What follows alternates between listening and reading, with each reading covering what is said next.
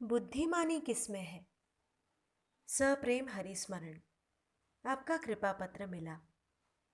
आपके सभी संबंधी क्रमशः चले गए। यह बहुत दुख की बात है, परंतु दुख करने से कोई भी लाभ नहीं।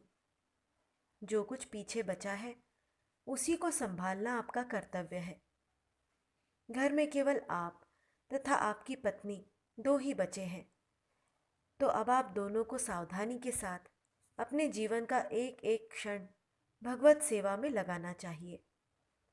जैसे घर के अन्य सभी लोग चले गए, वैसे ही पता नहीं किस क्षण आप लोगों को भी जाना पड़े। ऐसी स्थिति आने से पूर्व ही यदि आप भगवान के शरण होकर अपने जीवन को सार्थक कर सके तो आपकी बुद्धिमानी है और मानव जीवन की सफलता है।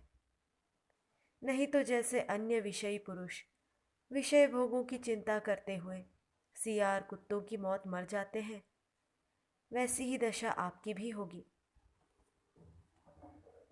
तुलसीदास हरि नाम सुधा तजी, सठ हठि पियत विषय विष मांगी।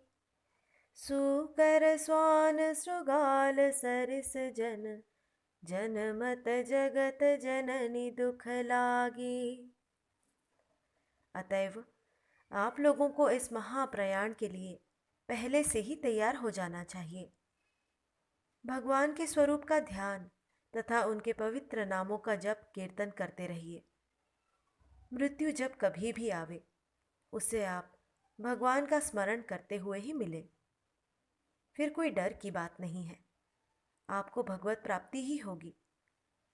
जो सर्वकाल में भगवान का स्मरण करता हुआ ही अन्य सांसारिक कार्य करता है, उसे अंत में भगवान के ही सुर मुनि सेवित अभय चरणार विंदों की प्राप्ति होती है। इसमें तनिक भी संदेह नहीं है। ऐसी ही मृत्यु वांछनीय होनी चाहिए। एकमात्र यही मृत्यु ऐसी है जो बार बार होने वाली मृत्यु को मार देती है। जो जन्मा है उसे मरना तो होगा ही। सभी संयोग निश्चय ही एक दिन वियोग के रूप में परिणत होंगे। इस संयोग वियोग रूप संसार में बुद्धिमान वही है जो सदा के लिए अपना संयोग भगवान के साथ कर लेता है। भगवान के साथ संयोग हो जाने पर फिर कभी वियोग नहीं होता। वास्तव में वे लोग बड़े अभागे हैं जो जीवन भर विषय भोगों में ही लगे रहते हैं, भगवान से विमुख होकर उनके अभय चरणों का सतत चिंतन नहीं कर पाते। सुनहु उमाते लोग अभागी, हरि तजी होहि विषय अनुरागी। आप संतान प्राप्ति का उपाय पूछ रहे हैं, सो मेरी समझ से यह भी आपका मोह ही है। इस बुढ़ौती में संतान पाकर आप क्या करेंगे?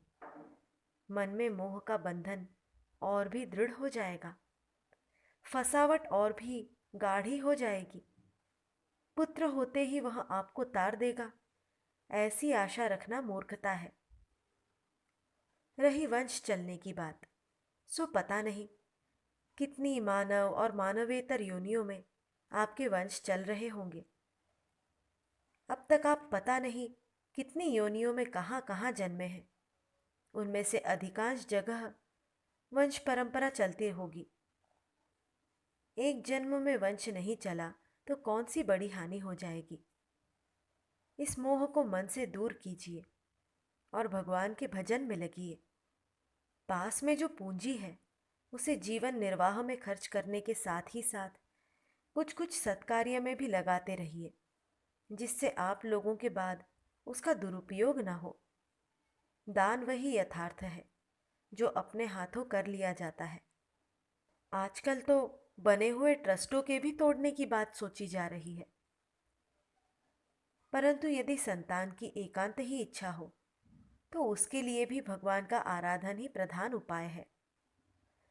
भगवान की आराधना से अर्थ, धर्म, काम, मोक्ष चारों ही पुरुषार्थों की सिद्धि होती है। शास्त्रों में कहा है कि श्री हरिवंश पुराण के विधि पूर्वक पठन तथा श्रवण से संतान की प्राप्ति होती है। गोदान और पितृगणों की संतुष्टि भी संतान प्राप्ति में सहायक होती है। एक संतान गोपाल मंत्र भी है। कहा गया है कि सच्ची श्रद्धा तथा विधिपूर्वक उसका 11 लाख जप स्वयं करने से पुत्रोत्पत्ति होती है। वह मंत्र यह है: देवकी सुत गोविंद वासुदेव जगत्पते देहि मे तनयं कृष्ण त्वामहं समुपाश्रितः। इन साधनों में एक या सभी आप कर सकते हैं, परंतु निश्चय पूर्वक यह नहीं कहा जा सकता कि इतने से पुत्र हो ही जाएगा। पता नहीं आपका प्रतिबंधक कैसा है। प्रतिबंधक प्रबल होगा तो इन्हीं साधनों को श्रद्धा और धैर्य पूर्वक कई बार भी करना पड़ेगा। विशेष भगवत कृपा।